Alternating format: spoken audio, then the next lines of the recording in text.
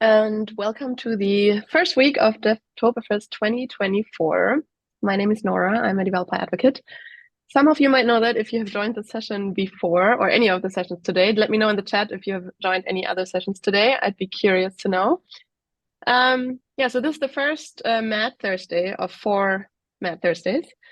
So the Thursdays during Devtoberfest will be all about machine learning, AI, and data. And before we start with the session today, again, like probably in all these sessions before today, I want to remind you to please join the Devtoberfest group in the SAP community. Because if you join the group, you will get all the updates on other sessions and tutorials that you can take part in. And you can also join the contest. And when you join the contest and you earn points by taking part in sessions and answering the validation tutorials that I will be posting in the description and also in the SAP community, you can actually earn points towards the grand prize. And this year, for example, that was a trip to Florida to the ASAC Tech Connect event. So make sure you join the Devtoberfest group. I'm going to post a link here in a second and also take the validation tutorials. And yeah, with that, this time we are on time, not like in the session before. Luckily, everything worked out this time. And I have Tahir Oegel here with me, who is a developer in the BTP AI team. And he has a really cool use case for us today, which I'm very excited about because it's about how you can use knowledge graphs to improve your RAG performance. And everyone here who has been developing, maybe also shared in the chat, if you have ever tried out a RAG case, like Retrieval Augmented Generation, right? You might have realized that for some use cases, it doesn't really perform very well. And that's where GraphRag comes in. So Tahir, thank you so much for being here. If there's anything else you want to say about yourself, please go ahead. Otherwise, feel free to start. I'm looking forward to it. Thank you so much for being here. Thank you so much, Nora. So yeah, thank you for the intro. Also warm welcome for me. Thank you for joining, everyone. I'm Tahir. I'm a software engineer from the BTP AI team from SAP, and we are working on AI innovation for the BTP for the business technology platform of SAP. And our mission is to bring like innovative ideas to BTP so users can basically use and consume them. Today. What brings me here is like that we've been working on GraphRag, and specifically, as Noah already mentioned, it's a way to apply a retrieval augmented generation, and I will give you some insights on what we've been doing there in this space and give you an introduction there. So let's first start with the agenda. So first, I will give you a quick intro into retrieval augmented generation, a short RAG, and to give you some context on why GraphRag is so useful and why we also opted out to explore the space. Then I will have a quick intro into GraphRag itself. Then knowledge graphs, the foundational, big foundational part of GraphRag. I will explain what it is and how it's constructed. Then I will show you a prototype that we created for within SAP, and then we can have a Q&A session. I can dive into your questions. So let's get it started. RAG, Retrieval Augmented Generation, what is it exactly? When we first use large language models without any add-ons or any RAG or anything else, we quickly noticed that when we ask a question and we get an answer, the answer is limited to the training data of the large language model. So the data that was used to train the large language model is also the limitation of it. So it basically doesn't know anything outside of that. And in most cases, or in many cases, we need this knowledge. We need the large language model to know more than just the training data to be usable and for a lot of different use cases. So this is where a RAG comes into play. So RAG needs basically a preparation phase where we have documents. Let's look at on the left side. You see documents. We chunk them in small parts, so smaller paragraphs of the document, and then we embed them, put them into vector embeddings, and then save it on a vector database. So we can later on retrieve the information from there. How this works is that the user ask a question. This question will also be embedded, and then similar embeddings will be searched in the vector database. So basically, what is the vision there is that a the question is also the vector embedding of this of the question is also similar to the actual answer that is giving the context for this question in the data set. And with this data, we can then add it to our question, and then tell the large language model to answer the question, to interpret the context that we got there. And how you can imagine it is that we get small chunks out of the initial text data that we had, documents that we had, and these chunks will be appended to the question, and then we can the large language model can get information out of there and answer the question. So this is how naive or basic RAG, how it's usually called, is basically working. And yeah, as already said, there are some limitations there.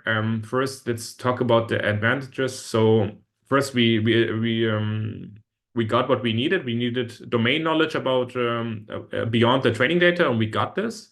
And it's fast and scalable. So this whole embedding search and creating embeddings and so on is a relatively fast process, and it doesn't need so much resources, and it's relatively fast. So and it scales well, and so on. So when we look on the other side and disadvantages, the first main disadvantage that popped out for us was the lack of contextual understanding. So basically what it means that we don't really understand the data set that we have as a whole. We don't understand the context, but we rather just pick out small parts of it without really knowing how they are related to each other, and how the different how the data itself is contextualized. So we miss this understanding when using this kind of RAG approach.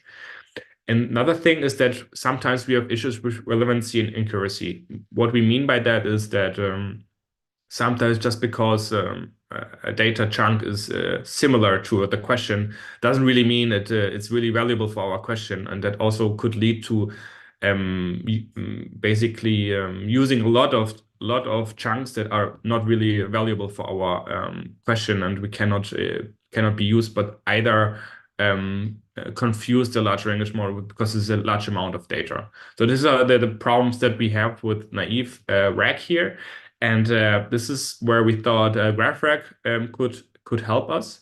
So to give you an understanding, it's a relatively similar approach. So we also have basically a database where we query information, but the main difference here is that in our prototype we are querying we generate a query to query the knowledge graph database. So we have a knowledge graph database that contains a knowledge graph in a specific format.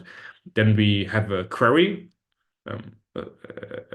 Similar to like a SQL query, it's a different query language, but to give you an understanding of what I mean by query here, we generate a query based on the question, and then we can query the knowledge graph database and get relevant information. The main difference here is that we don't get like a huge chunk of like of data, but we rather get specific information. Here's like some dummy stuff, but we get like specific answers on our questions. They are really precise, and sometimes they also can contain a lot of context about the data itself. And with this information, we can then also try to answer the question together with a large language model again. Possible questions that we could ask here is like, what are the top 5 themes in the data? How many times is SAP mentioned in the data? Like just example questions here. What are the dependencies for XYZ, and what industry are top 10 customers in? If you think about how a naive RAG basically service or system would perform by answering these questions, you would quickly notice that how would you how would you find the chunks in the data that contain this information? And what are the top 5 themes in the data? It's really hard to understand, to get this information by just using like vector search of the chunks.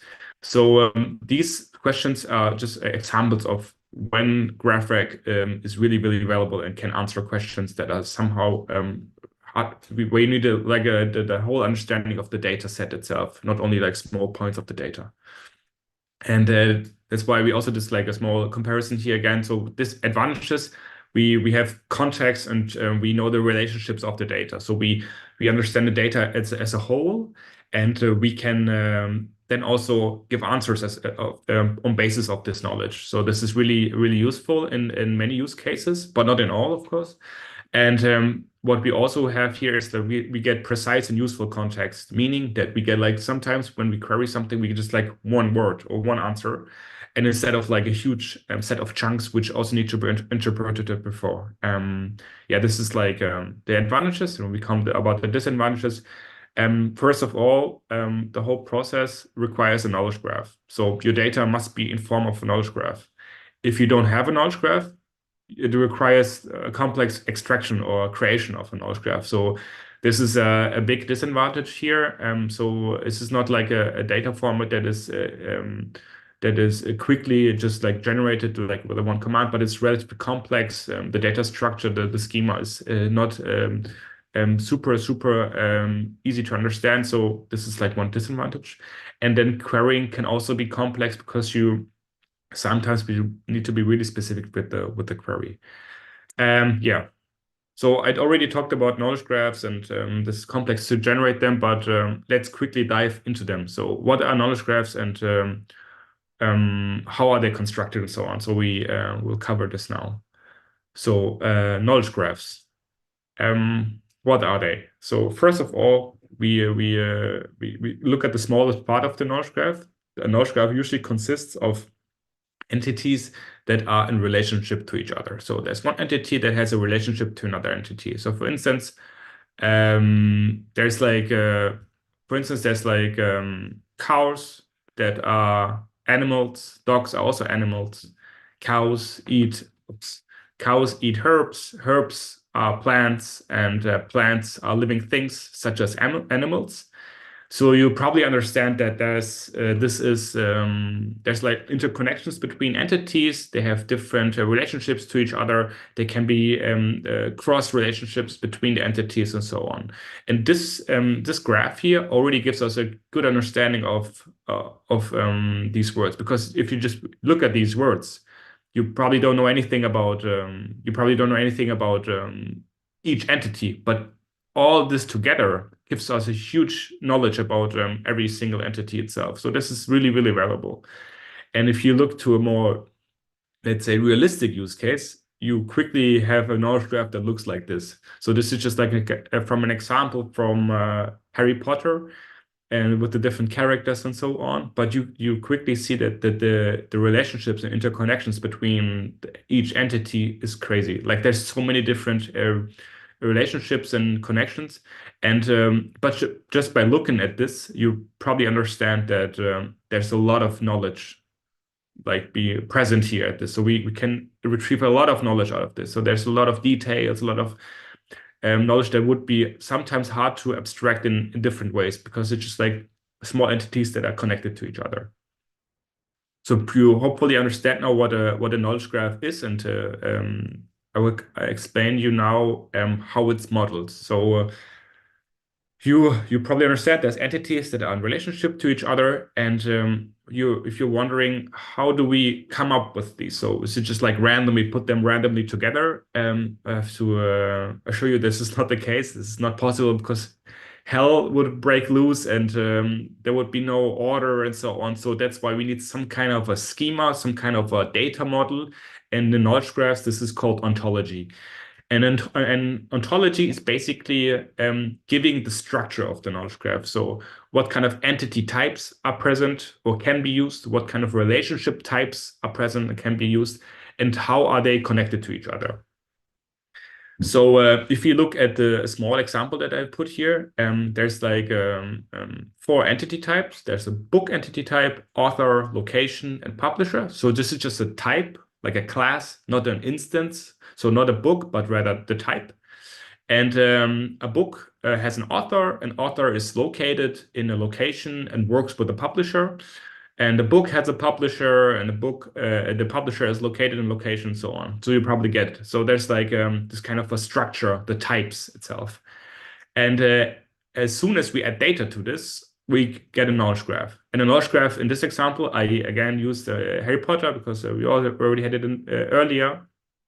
Is that so? Harry Potter is a of type book, and has an author. This is J.K. Rowling, is of type author, and J.K. Rowling is located in England, which is a location, and the publisher Bloomsbury is also located in England. And J.K. Rowling works with Bloomsbury, and Harry Potter has a publisher. So this is basically a super small knowledge graph that we constructed of first creating the ontology, so the structure, the data model of it. Then we add the data of it, and then we have a knowledge graph. So you can imagine that you could also add like multiple books here that are also written by J.K. Rowling. So they would also have like this has author connection to J.K. Rowling, but maybe they would have been with a different publisher and so on. So you probably get it can be really big, really fast with creating a lot of instances of each entity type here. The underlying data behind knowledge graphs are usually triplets. These are just like entities that are with a relationship between them. So, say Harry Potter has author J.K. Rowling, and this is also the data that we save in the database, basically. Just to give you an understanding how the underlying data would look like. So, do you have like basically a list of just like triples, and this is basically the data in the database. So why would you use knowledge graphs? I already gave you some understanding of how the data is contextualized in a knowledge graph and also put into relation, which is really valuable. And this is like the main advantage that we see with knowledge graphs. So it can represent complex multidimensional relationships between entities. It can capture rich semantic connections that are difficult to express with traditional databases. What I mean by that is that traditional databases, such as like tables and so on, they struggle to have like this lot of connections between this each data points, and without creating like huge amounts of tables that are then again hard to maintain and come up with other disadvantages. So this is like a main advantage with knowledge graphs. So this complexity of relationships that are also represented in the data itself. Again, then there's the querying that could also that's really efficient in a way that you can pick out small specific things that you want to retrieve from the database. So this is a good benefit there as well. And another huge benefit is that it's really flexible and agile in a way that you can easily adapt to evolving data. Maybe that is caused by changing business requirements. Maybe it's caused by changing data itself. So meaning there's new data coming in and we need to basically adapt and enlarge the knowledge graph. And this is relatively easy compared to traditional databases where you have to change the whole data model and so on. What we can do with knowledge graphs is super handy because you can take this ontology that you had and you basically, without changing the existing ontology, you add on new relationship types and new relationships to it. And by doing that, you can basically just add new data to it and without breaking the existing knowledge graph. So this is a huge benefit. It makes it super flexible and adaptable, and gives us a lot of freedom on how the data could look like in the future. So we don't need to really know how the data will look like in 5 years because we can change it on the fly. So this is really, really valuable. Yeah, then some examples. So I remember a couple months ago, so I was also not like a super expert in knowledge graphs, but once I started researching in it, I quickly noticed that there's so many products or so many services companies use knowledge graphs all over the place. To just give you an example, Google Web Search is basically based on knowledge graphs. There's Amazon Product Search based on knowledge graphs, Siri, and Wikidata. So products or services almost every one of you have used. So, and we're not aware that that knowledge graphs are the underlying data structure there, where the data is retrieved from. So super interesting from my perspective. Then let's go into the prototype that we created. So we created a prototype together with the team in SAP SportsOne. And what we tried there to do is to explore the space of scouting reports. So SportsOne is a software from SAP that are for football clubs or football federations or other sports clubs to handle their teams and also to give a lot of technical functionalities to team managers and so on. And our idea there was to create an AI feature. So this is just like a prototype, so nothing planned there yet. So we'll be exploring the space, but to create an AI feature to basically automatically question and answer on scouting reports. And what we have there is like scouting reports from scouts, basically. There's an unstructured free-form text, and they could be in different languages. And what we need is we need to be able to retrieve information from these reports. So we need to be able to answer questions based on this report without the need to read all the reports, of course. I think that comes naturally there. We need to be able to provide details, enough details for complex questions or comparisons. And these are what we have and what we need and what options do we have. So first, you probably get that just using a large language model with that would not work because we need to have access to the scouting report itself. So the options we first explored is naive RAG, so basically the RAG, the basic RAG that I showed you in the very beginning of the presentation. And we quickly noticed that this is not answering our questions. We could not answer the questions basically. The context was not aware. The large language model was not aware of the context, and it could basically not satisfy us with the answers. And then we looked into GraphRag, and we tried to build a knowledge graph out of these scouting reports. So this is, as I said, just exploration, but I will give you some introduction on what we did there and what kind of data we work with. So as I said, this is unstructured data. Here's just some example data. So scouting report of that we generated. So this is all dummy data.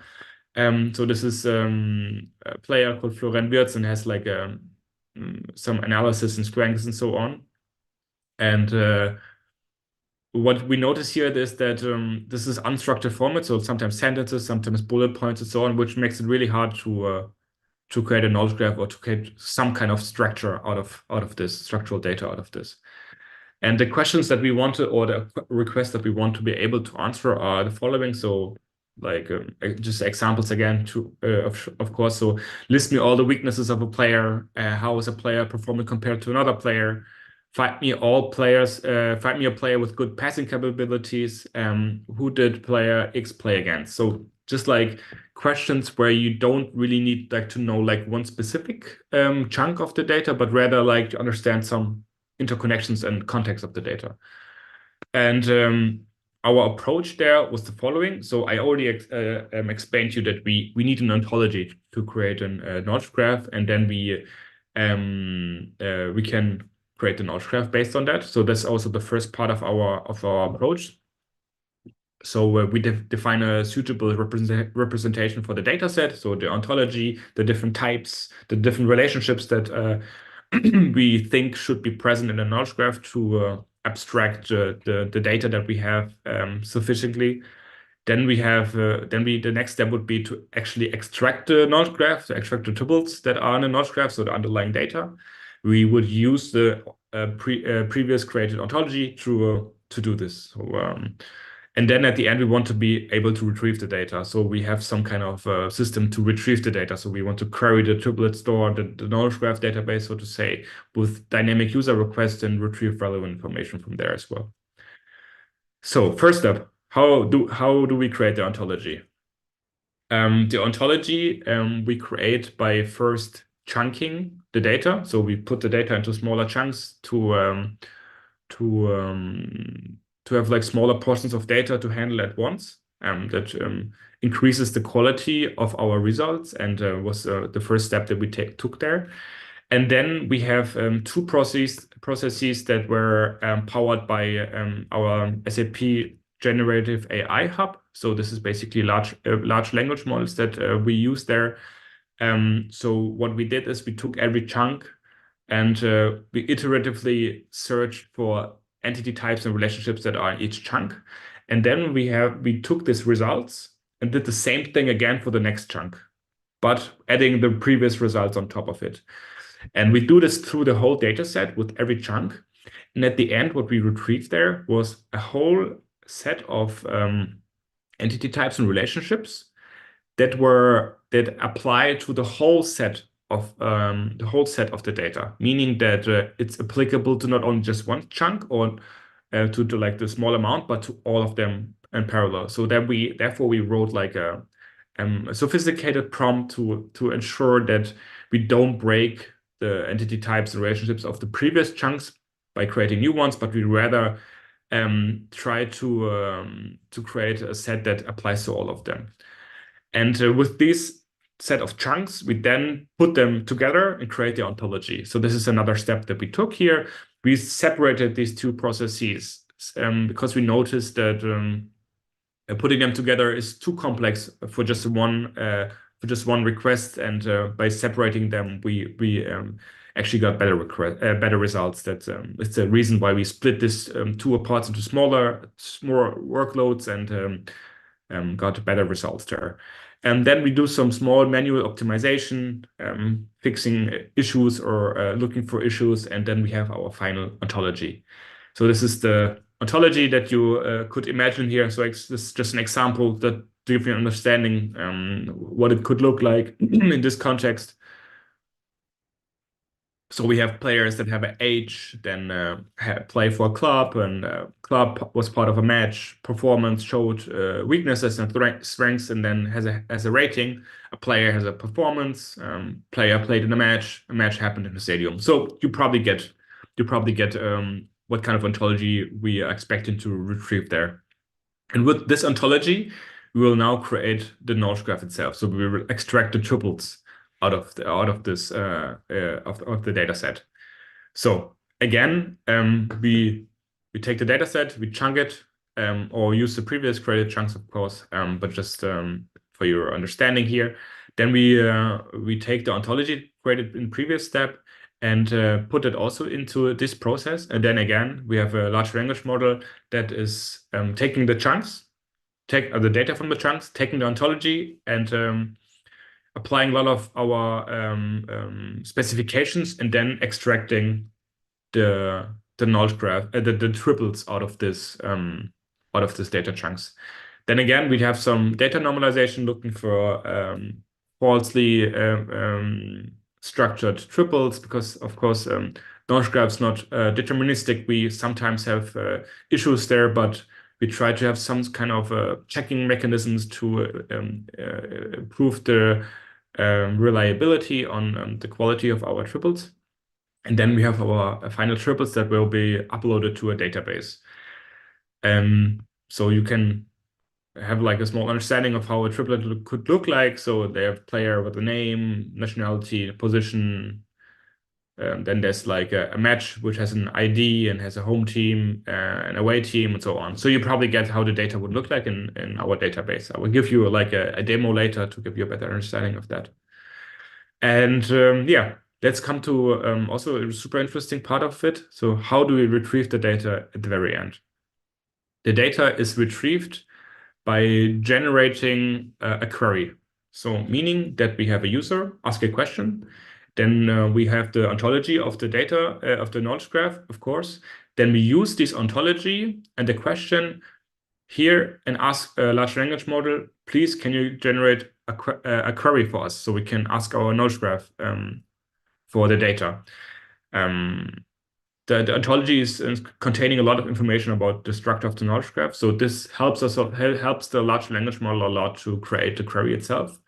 And then we can use this query to, of course, query the knowledge graph database, and then it returns relevant triples or relevant information in general. And with this information, we can again send send again to the large language model for interpretation. So here's, for instance, like here's our question, here's information that we retrieve from our knowledge graph database. Can you answer the question with this? And then ideally we would have an answer for our user. How we actually ended up using it is we have the same procedure as just described, but we put like a small large language model agent on top of it. And what we mean by that is that we ourselves don't really know if the answer of a user is finally answered. So that's why we want an agent to decide if the question is answered, and also the agent has the opportunity to ask another question to the whole system, and then maybe by that a more specific question to retrieve the expected information to answer the question. So this is how we ended up actually using it with like a more agent on top that is able to retrieve information. So first, so let's get to the results of this prototype that we created. So the results were good, but the evaluation is still ongoing. So we're still trying to benchmark a lot of things. We're still trying to work on the efficiency. We still try to optimize further. So there's a lot of optimizations possible that we notice also. That's the current result. Maybe it gives you a quick understanding about the cost. So we use the GPT-4o model through our SAP Gen AI hub. And then we put some rough estimations together on the costs of putting like a text document of 2,200 words to extract a knowledge graph. So we have like 46 cents per ontology in this example and then this is also 48 cents per knowledge graph itself, so roughly $1. Don't get confused by the different tokens here because ontology usually has a smaller output token but higher input token, and the output token here is of the knowledge graph is different, so that's why they don't line up, just for your understanding. But then we have like recurring costs. Since the other two processes are only happening once per data set, there's recurring costs when you want to retrieve the data, we want to create the query and so on. And this is like roughly 1.6 cents per request. So this is just give you an understanding that is pricey because we use a lot of large language models calls currently. But this is just a prototype, so we try to focus on the functionalities, not on the efficiency. That would be also the next step in our process to work on the efficiency. Maybe try to use less large language model requests, or try to use a smaller input token amount and so on. So there's a lot of room to improve, but just give you an understanding that this is a factor that we need to consider there.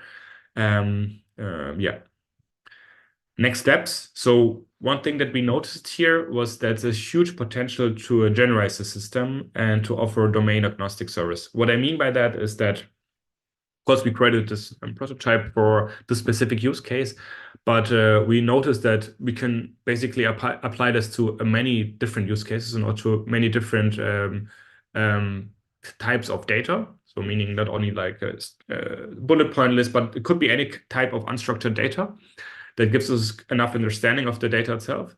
And we think that it could also be applied to other use cases by that. And another possible next step that we are planning to take is to switch from our current way to query the data to a more vector embedding search based retrieval, meaning that we would vectorize or embed small parts of the knowledge graph and then basically search for these small parts and then basically retrieve the neighborhood of these or relationships of these small parts. We expect by that to have higher reliability and to also be faster and cheaper with our retrieval part. As I said, this is just something that we are planning to do. We have not looked into this yet, but this is on our list, and we know other solutions also use this capability, and we also want to look into it. Besides that, there's a lot of ongoing talks with stakeholders internally and how to proceed with this prototype. But now we come to our demo. Yeah, as I said, I prepared a small demo here. Let me share. So that's like the whole process is kind of ugly currently. We have not implemented the UI for it, but I will show you on the command line the whole procedure. I will skip through the video because some parts are taking a few minutes, and just to give you a heads up on that. So yeah, we basically have our function to initialize our pipeline. So we generate a knowledge graph and we define a space where we want to store the data, and then we define where the data is currently located in our system. Yeah, to give an understanding what the data looks like, so we currently have reports of 4 players in here. They're all generated with AI, so this is just like dummy data, but to give you understanding of what kind of data we have there. And then we basically run our system. We will go fast forward here a little bit. So yeah, so we first step we chunk the data. Then we, as I said, we generate the types first. So for each chunk, we generate the types. That is a relatively fast process. And once we have the types for all the data set, we will create the ontology for the chunks. That also is an iterative process there.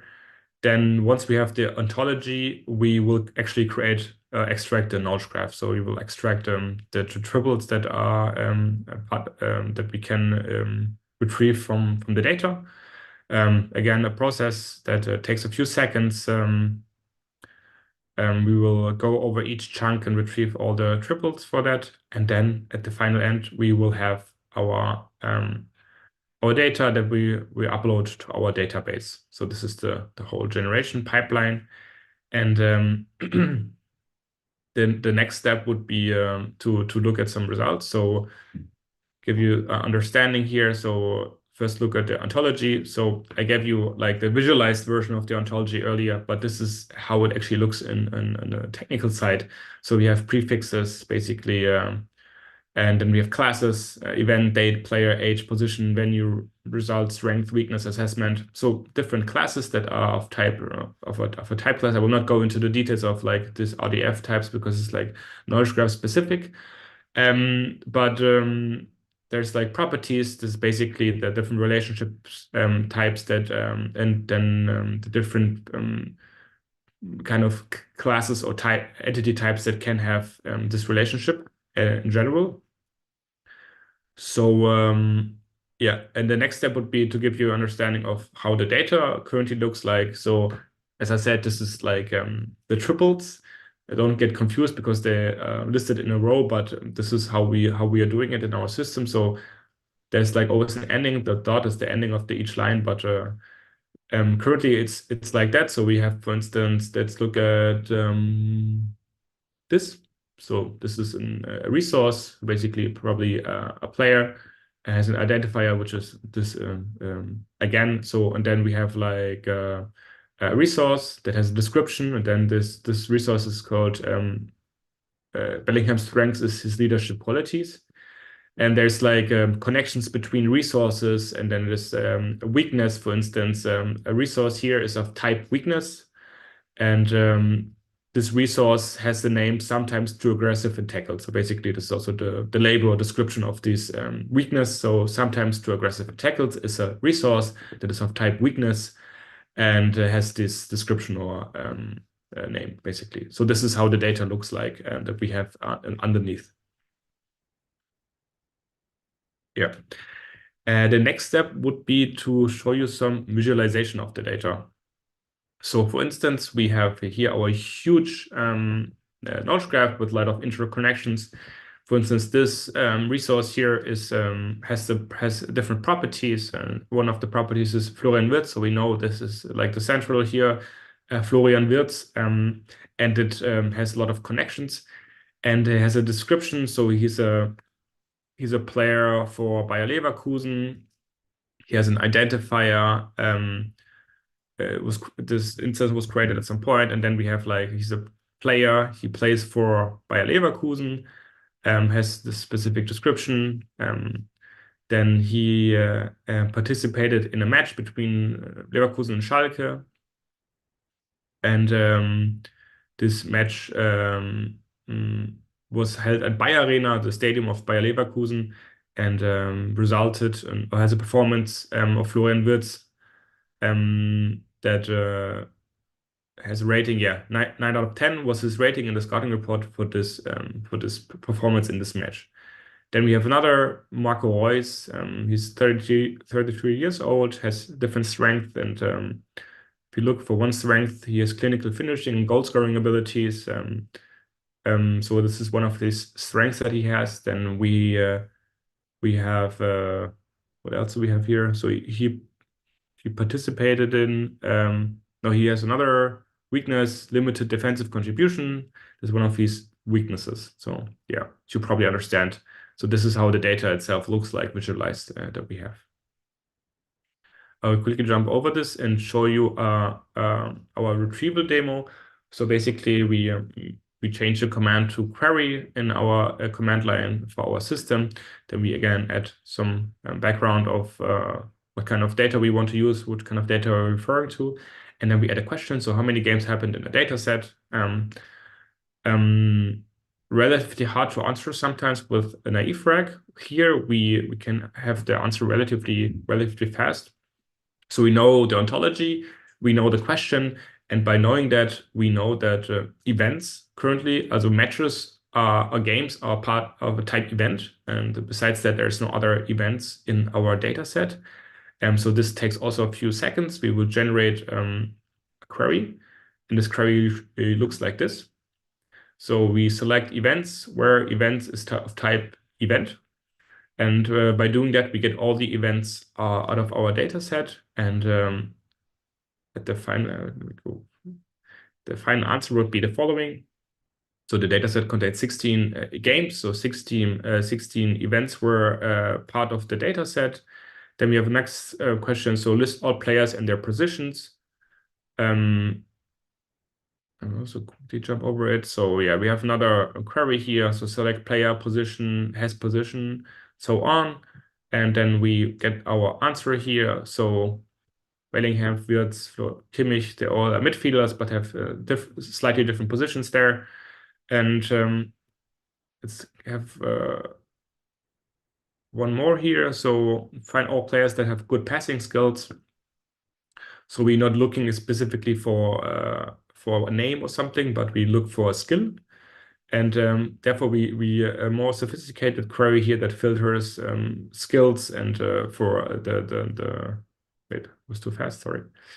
They filter skills for passing, and then we noticed that a skill of Jude Bellingham was referring to passing, so that's why we chose him as an answer here. Then there's one more example. So what are the most mentioned strengths? Also interesting question. So we go over the whole data set to understand how often strengths are mentioned. Then what we do is here we count mentions of each strength. And what we notice here in our data set is maybe not the best example, but every strength that we have is only mentioned once. So here's a list of all the strengths that are present in our data set. Yeah, that was our quick demo of our prototype. And with that, we are already at the end of our presentation here. Yeah, thank you so much for listening. It was really fun to show this to you. And I think we will do some Q&A now, right, Noah? Yes, and I have a million questions. So everyone, if you have questions, please put them in the chat. There were some and they were already answered, but I have 6 myself just from listening. So Yeah. if I don't see any other in the chat, I'm just going to ask my questions now and use this time for myself. Okay, first of all, were you into soccer before you started the demo, or did you have to kind of get into it for this? No, that was like came in handy. So when we got approached by the colleagues, it was like, okay, fun. Mix also like it's a really cool use case also. Like it's really realistic also in a way. So yeah, I Yeah. was into soccer. Yeah, I can see that when you're like talking about it, you seem very excited about it. Okay, then the first actual question. How do you extract the entities? I honestly, that's like because I see like a million possibilities to decide on which entity to pick, and you kind of have to be like really in the domain to decide, right? So did you decide like based on the data set, or did you talk to the team and like, I mean, to the coach, Yeah. or I don't know, who did you talk to there to decide on the entities? That's one thing I'm really curious about. And then also, did you have like a large language model read through all the text and decide on the entities, or was there another algorithm? Like, what was the process?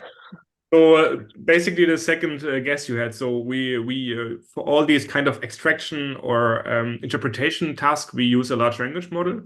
So basically, we gave the data to a large language model, asking, "Can you find entity types and relationships in this data?" And Okay. then we use this result in another process, asking, "Okay, this are the types in your data. Can you please give us the entities for these Yeah. types?" And then this is how we basically retrieve these entity types and also the entities at the very end, inside of the data. We split this in two processes because doing it all in once would be Yeah. basically too complex, and we split it all apart. So we have like a huge prompts there that cover cover all the specifications and rules that we want to have applied in these extraction. But yeah, this is basically the process that we have. And did you realize that when you probably did this like a couple of times to try it out and try out different prompts, did you realize that the model came up with a lot of different entities, or was it usually the same thing and you could kind of rely on it? So yeah, it really depends on the data. So sometimes there's like variations to it. But for instance, with these sport reports, we of course we struggled with like this consistency in the beginning. There was like also a few learnings from us. So we sometimes have not been too specific to the large language model with our instructions. So we had to be really specific and also cover edge cases, which we noticed with time. And with time to time, we have like a higher consistency, but of course, there's always variation. Since it's not Yeah. deterministic, we try to lead it in a way that these are not that problematic, since we have like other mechanisms to basically balance them out. It's like this description values that we have per entity that also gives us a lot of information about each Yeah. entity, and these apply to every entity. So this is also really valuable. Yeah. Okay. Someone is actually mentioning named entity recognition in the chat, but I'm guessing from your answer you did not use that at all. Yeah, we try to use that, but this entity recognition is working well in smaller use cases. But if we have like a lot of different entities that are possible, of course, if you have like person, event, location, geodata, and so on, these work super fine. But as soon as you reach like that an entity could also be, for instance, like a performance or something like that, you need to be first the entity types that we created there. They are somehow not the typical entity types that you have in your entity recognition models. So they're first of all they are dynamically generated, and using them then again for entity recognition, we experience is not working well. So Mm. that's why we opted out using the more complex large language model to take over this task, which is also Yeah, but really I guess that's for a lot of use cases nowadays, right? Where large language models kind of outperform these like standard language techniques.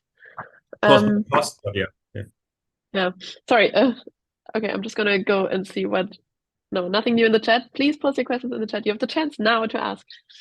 Um, so did you kind of have like to teach the model how to actually create a query for the knowledge graph, or was that kind of something that it just understood? Or do you have like a very gigantic prompt that's going in there every time to create Yeah. a query for the knowledge graph?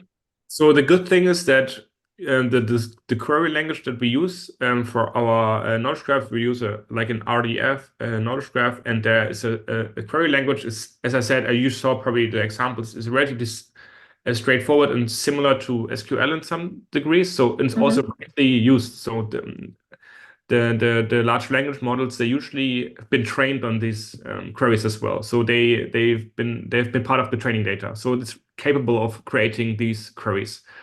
Of course, we have a lot of information on our in our prompt to be really precise with a few points of this query generation. But in general, the large language models that we're currently using, GPT-4o, is really capable of creating these sparkle queries. Yeah, because yeah. Okay, thank you. Sorry, I had to jump up and turn on the light again. I'm in the office and it keeps turning off, and then I just sit in the dark. Next question. Hold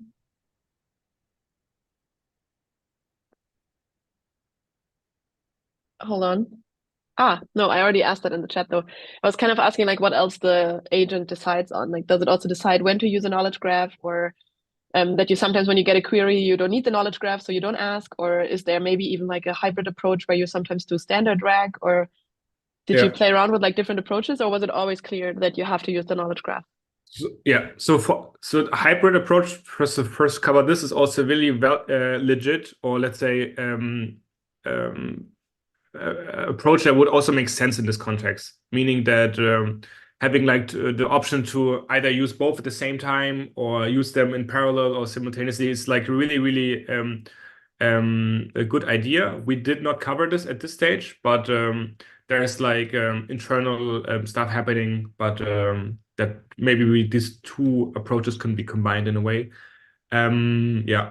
So basically, we did not do it in our current prototype, but it's on our list. We know that it could highly benefit from a combination or some kind of hybrid version. Yeah, I can imagine. And how does it actually look like when you get the results from the knowledge graph? You have like, for example, the different skills, and then you send the knowledge graph results to the large language model to get your response. So do you basically just kind of like send a list of the skills that you retrieved, or how does it look like? So what we do is basically that we first we get the response from the knowledge graph with like, let's say, a list of skills, and then we have a prompt telling the LLM to interpret this result. And what we append there in the context is first the question that was initially raised, and then also Makes sense. and then the query, Yeah. of course. So the query, adding the query at this stage also gives the large language model understanding of, okay, what kind of response is this? Okay. So it can interpret the response itself again, and then use this to answer the question. So these are the three main points that we use there. Oh wow, I didn't think of that at all, but that's a really smart approach to just let it like figure out what the results actually means based on the query. Cool. I didn't think of that. There's one question. What framework did you use for the knowledge graph creation? Framework in terms of I'm guessing what kind of knowledge graph did you use? we used for this prototype, we used Blaze Graph. It's an open source knowledge graph. So basically to store the knowledge graph and also to retrieve the information from there. Cool. Thank you. And just for everyone who's listening, I know that you should stay tuned during TechEd. There's going to be some stuff about knowledge graphs there as well. I didn't want to spoil. Just stay tuned. Yeah, that was it. I think I don't see any other questions, and mine are also mostly answered because you kind of answered multiple questions at once. Thank you so much for being here today. I really enjoyed it. I learned so much. It was a really interesting use case, even though I'm not into soccer at all. The only game I ever watched was a St. Pauli game here in Hamburg, which was cool because St. Pauli, I mean, it's a fun club, right? I hope I'm not offending anyone here who is an HSV fan. How do you say that? HSV fan? Anyway, thank you so much for being here. To everyone who is listening, please head over to the Devtoberfest group, join the group, and take the validation tutorial that I'm going to post here in a bit, because this was the last session for today. There will be lots of more sessions tomorrow on, I think, Front End Friday it's called. And next week, Thursday, you have a lot more AI sessions coming again. So thank you for being here. Thank you all for listening, and see you next week. Thank you. Okay, wir sind nicht mehr live. Cool, ja, danke. Voll gut. Perfekt. Was Richtig cool. was deine